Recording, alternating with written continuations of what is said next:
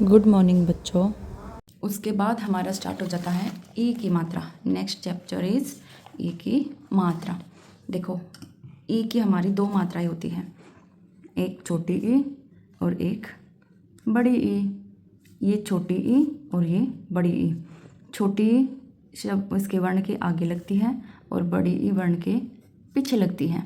ये छोटी और ये बड़ी। देखो जैसे मैंने बताया था कि देखो जब एक घर में दो बहन होती हैं, एक छोटी बहन होती है और एक बड़ी, तो छोटी को आगे खड़ा करते हैं ना, क्योंकि वो छोटी है, उसको सारी चीज़ें पहले मिलती हैं क्योंकि वो छोटी है, कहीं वो रोने ना लग जाए। इसलिए ये समझ लो कि ये इस बड़ी की ना छोटी बहन है और इसलिए इसको हर वर्ण में, हर शब्द में आगे लगाते हैं, इसको हमेशा आगे।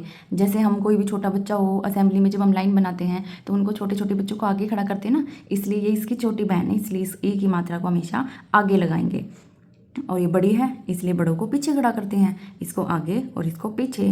तो फर्स्ट प्रेफरेंस हमेशा छोटे को मिलती है ना, इसलिए इसको ये आगे रहेगा और ये पीछे। अब देखिए ये चैप्टर हमारा छोटी ई की मात्रा, ये इधर आगे लगी हुई है। इसको कैसे करेंगे हम, देखिए फिर से हमारा वही सेम फॉर्मूला। हमने अपना लास्ट पेज निकाला 12 खड़ी का, उसमें देखिए ये लाइन छोटी ई की मात्रा है सब पे। इसको कैसे पढ़ेंगे, की, खी, गी, घी, ची, छी, जी, झी, टी, ठी, डी, ढी, णी, टी, थी, दी, धी, नी, पी, फी, बी, भी, मी, यी, री, ली, वी, शी, सी, ही। हो गया। सबसे पहले ये लाइन आपको 2 से 3 बार पढ़नी है, उसके बाद करेंगे हम अपना चैप्टर। इसमें आपको डायरेक्ट पढ़ना है। देखो जैसे ये इन्होंने अलग अलग दिया है, ट ई टी, नहीं ऐसे क्या पढ़ेंगे हम, डायरेक्ट टी, ढी, ठी, णी, डी, नी।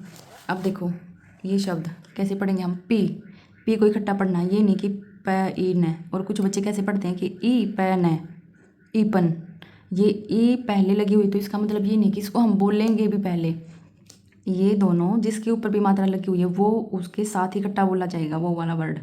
जैसे पी, पी पैप के ऊपर लगी हुई है तो इसको बोलेंगे पी, पी न, पिन। दी ल, दिल। खी ल, खिल। सी र, सिर। अब देखिए यहाँ मात्रा पीछे दी हुई है, व के ऊपर लगी है, क खाली है, इसके ऊपर कोई मात्रा नहीं है, तो क्या बोलेंगे इसको, क वी, क वी, कवि। प ती, पीछे ती है, प ती, पति। छ वी, छवि। ह री, हरि। ती थी, तिथि। देखो 2 मात्रा, इसके ऊपर भी और इसके ऊपर भी, यानी कि ये ती और ये थी, तिथि, तिथि। अब देखो वि धी, विधि, दोनों के ऊपर मात्रा है, वि धी। इधर नि धी, निधि, निधि नाम होता है लड़की का, तो इसको क्या बोलेंगे, नि धी, निधि। अब देखो बी टी या, बिटिया, बिटिया। चिड़िया, चिड़िया। खटिया, खटिया। कितना, कितना। ना आ वाले पे पढ़ रखे हमने पहले, तो इसको क्या बोलेंगे, कितना। मिलना, मिलना। ऐसे पढ़ेंगे हम छोटी ई की मात्रा के शब्दों को। अब देखो इसके पीछे जितने भी शब्द दिए हुए हैं सारे शब्द आपको पढ़ने हैं, 2 से 3 बार पढ़ने हैं। कोई भी शब्द या कोई भी चैप्टर, कोई भी पेज, अब ये मत सोचो कि आपने एक बार पढ़ लिया तो आपको आ गया, नहीं, इसकी बार बार प्रैक्टिस से ही आएगा। मैं आपकी मम्मी है घर पे आप उनकी हेल्प ले सकते हैं। अगर कुछ समझ में नहीं आता तो आप मेरे पास किसी भी टाइम कॉल करके पूछ सकते हो।